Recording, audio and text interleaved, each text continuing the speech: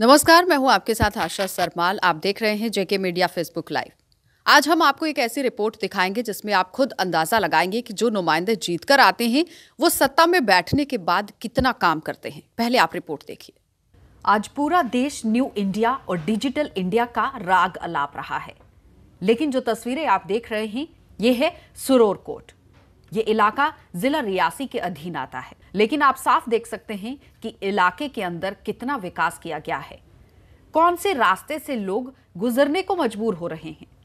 लोगों का कहना है कि जब भी चुनाव आते हैं तो नुमाइंदे देखने को मिलते हैं, लेकिन हर बार हमारे साथ नाइंसाफी की जाती है। अब उन्होंने ठान ली है कि इस बार ये चुनाव का बहिष्कार करेंगे, वोट डालने ही नहीं जाएंगे, क्योंकि इन लोगों को यहां सड़क, अस्पताल, बैंक और स्कूल में शिक्षक और भी कई ऐसी मूलभूत सुविधाएं नहीं मिल रही हैं। इन लोगों की मांग है कि जब तक उनकी ये मांगें पूरी नहीं की जाती तब तक वो चुनावों का बहिष्कार करेंगे। जरा सोचिए कि अगर कोई यहां बीमार हो जाता है तो 13-14 किलोमीटर का सफर पैदल तय करके कैसे उसे अस्पताल पहुंचाया जाएगा। उसकी तो मानो मृत्यु ही हो जाएगी। लेकिन सरकारी नुमाइंदों को अपनी बातों से हटकर काम करने की जरूरत है, क्योंकि जब तक जनता को सुविधा नहीं मिलेगी तब तक आप ये नहीं कह सकते कि देश आगे बढ़ रहा है, क्योंकि आज देश तरक्की की सीढ़ी पर चल पड़ा है। लेकिन जब इसी तरीके से घटनाएं या इसी तरीके से तस्वीरें सामने आती हैं तो आप अंदाजा लगा सकते हैं कि किस तरीके से देश आगे बढ़ रहा है और कितना विकास देश के अंदर हो रहा है। अगर हम ये कहें कि दूर दराज इलाकों में आज भी विकास की कमी है तो कुछ भी गलत नहीं होगा, क्योंकि आप साफ तस्वीरों में देख सकते हैं किस तरीके से लोगों को पैदल गुजरना पड़ रहा है। पुल की हालत आप देखिए, किस तरीके से पूरा टूटा हुआ पुल है, कोई भी हादसा यहां पर हो सकता है। और पहाड़ी इलाका है, पहाड़ी इलाके के अंदर कम से कम रास्ते का बंदोबस्त किया जाना चाहिए था, लेकिन अभी तक इन लोगों के घरों तक रास्ता नहीं पहुंच पाया है। राज्य सरकार को चाहिए कि वो अपने राज्य के अंदर देखे कि कहां पर कौन कौन सी सुविधाओं की जरूरत है, क्योंकि आज आपने देखा किस तरीके से ये पूरा इलाका अभी भी विकास के लिए तरस रहा है। चलिए वहां की जनता का क्या कुछ कहना था वो भी सुना देते हैं। उससे हमने कोई पैदल है 8 किलोमीटर आना पड़ता है इधर पैदल, तो सर इधर कोई बहुत ज़्यादा प्रॉब्लम है, जो रोड की सबसे ज़्यादा प्रॉब्लम है। और इधर हम चाहते हैं कि कोई रोड के बारे में कोई बात की जाए, और साथ में सर जो कि हमारे जो अस्पताल का है, इधर कोई अगर बंदा बीमारी हो जाता है सर तो उसके लिए भी हमें बहुत प्रॉब्लम पड़ती है, क्योंकि इधर कोई हॉस्पिटल का कोई भी सुविधा नहीं है एरिया में। लेकिन कोई बैंक नहीं है जहाँ पे जो हम इधर से रियासी में जाते हैं तो 2-2 दिन हमें उधर बैठना पड़ता है, तो लाइन में लगना पड़ता है। उसके बाद हमें अगर कोई पैसा लेना या देना हो तो हम मतलब 3-4 दिन हमें लग जाते हैं। तो अगर इधर खुल जाए तो हमें बहुत उसका फ़ायदा होगा।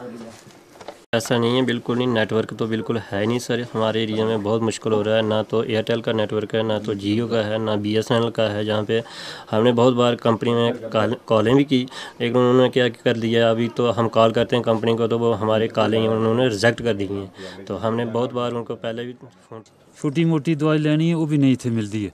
अस्पताल है कि नहीं थे, बगदार है वो जैसा है जैसा नहीं है। असें उत्थे कदे कोई डॉक्टर लभ्या नहीं है। तो बाकी स्कूलों की प्रॉब्लम यह है कि स्कूल बगदार है, हाई स्कूल है, लेकिन उत्थे इस वेले टीचर नहीं है ना। अच्छा, 4-5 टीचर ज़्यादा को ज़्यादा होंगे, वो भी कल परसों का एक मैडम थी उत्थे। मरदे भी अस रियासी जां जम्मू जां कुदै अस्पताल पुज्जी जंदे, ते अगर ये रोड नहीं होए मिले उत्थे तो सारी लोकें की मौत खराब है।